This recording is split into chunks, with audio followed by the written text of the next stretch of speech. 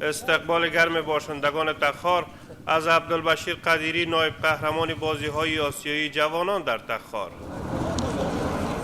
عبدالبشیر قدیری ورزشکار سخت کوش تخاری که چندی پیش در سومین دور مسابقات آسیایی جوانان در کشور بحرین اشتراک کرده بود، با شکست دادن حریفان اماراتی و چینیش به مدال نقره دست یافته و در برگشت به ولایت تخار با استقبال گرم هواداران و باشندگان این ولایت قرار گرفت.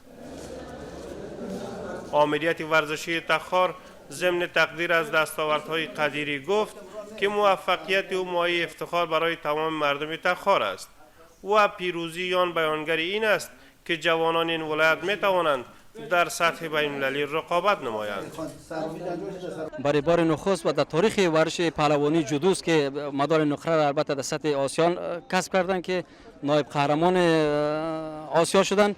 خوشبختانه که در این مسابقات کشورهای مثل قرقیزستان، امارات و چین شکست دادند که توانستند که مدال به دست بیاره و امروز که شما جمع از دوستان که می‌بینید به این مناسبت آمدن که از ورزشکارشان استقبال بکنند. ان شاء الله که این مدال بشیر جان الگو و امیدی باشه برای تمام نوجوانای تخار و افغانستان که هر چیز امکان پذیر است. با سعی و با تلاش با امکانات اندک میشه امکان داره که مثلا در بزرگترین استیج ورزشی آسیا که مسابقات المپیک باشد با تمرین و سعی و تلاششان بتونن برای اشتراک بکنن.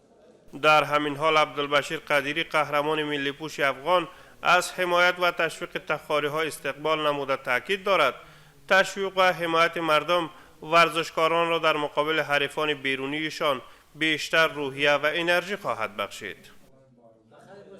تونستیم در سومین دوره بازی‌های المپیک آسیا کشور بحرین با شکست دادن است حریف مدال نقره را از آن اخذ کنم. با ورزشکاری است که ورزش کنند دیگه بتوانند در کشورشان دستاوردهای بزرگی داشته باشند.